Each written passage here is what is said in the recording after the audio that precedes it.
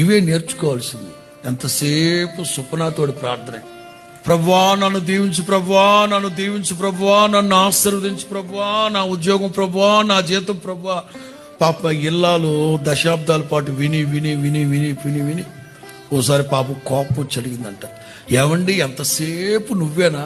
నా సంగతి ఏమిటి, పిల్లల సంగతి ఏంటి నాకు అర్థం కాదు. నేను బాగుంటే మీరు బాగున్నట్టే కదే, అట్లా వేరు అది వేరు. మాకైనా తృప్తి ఉండాలి కదా, అదే కదా నీకు కావాల్సింది. ఓకే ప్రభువా ఈవిడ భర్తను ఆశీర్వదించు ప్రభువా, ఈవిడ భర్తకి జీతం పెంచు ప్రభువా. 2 రోజుల తర్వాత మరలా అమాయకులు కదా ఈ ఆడకూతుర్లో, ఇదిగో నా కోసం చేయకపోయినా పిల్లల కోసమన్నా చెయ్యయ్యా, నా మాటినయ్యా. అది ఏమిటి అంత రిక్వెస్ట్ చేస్తావేంటి? నేను అంత కఠినాత్మని అనుకున్నావంటే నువ్వు సరే చెయ్యి. సరే ప్రభువా.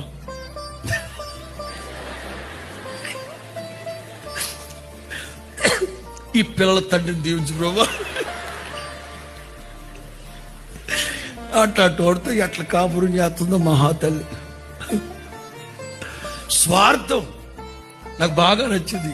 నన్ను ఆశీర్వదించు, నన్ను దీవించాడో కంటే ప్రభా, అనేకులకు నన్ను ఆశీర్వాద కారణంగా పెట్టు ప్రభువా. స్తోత్రం చెప్పండి గట్టిగా.